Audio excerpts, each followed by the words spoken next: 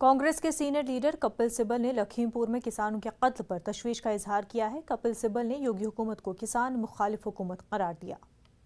कि हम कुछ भी कर लें कोई पूछने वाला है ही नहीं। हाँ, पुलिस जाने नहीं देगी और अगर मुख्यमंत्री कहेगा कि हम इंक्वायरी कराएंगे, वो सरकार की इंक्वायरी होगी, उसमें दोषी दूसरे को ठहराया जाएगा। किसान बेचारा तो पिसता है ना, आम आदमी तो पिसता है ना। आम आदमी तो कोई सुनवाई ही नहीं है।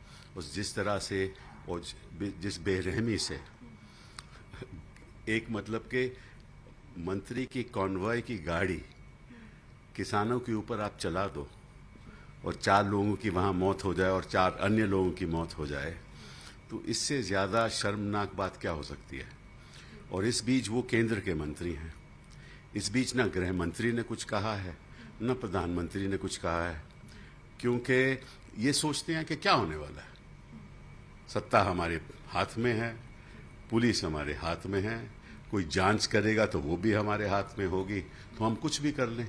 ये एक मानसिकता जो पैदा हुई है ना हिंदुस्तान में, कि जो राजनीतिक दल हैं जो सत्ता में बैठे हुए हैं, वो सोचते हैं कि हमें कौन पूछ सकता है। आरजेडी लीडर और रुकने पार्लियामान मनोज झा ने लखीमपुर मामले पर कहा है कि हमारा दौर का जलियांवाला बाग हादसा है। जिन लोगों से बीजेपी ने वोट हासिल कर जीत दर्ज की और आज उन्हें को बर्बरियत की इंतहा कर दी गई और सब के सब खामोश हैं। पूरे देश में वहीं लखीमपुर मामले पर आरजेडी लीडर तेजस्वी यादव ने यूपी की योगी हुकूमत को तनकीद का निशाना बनाया।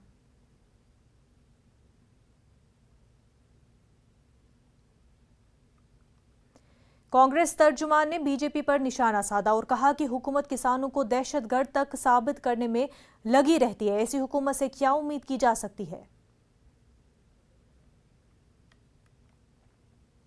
बुलेटिन में फिलहाल इतना ही। हमें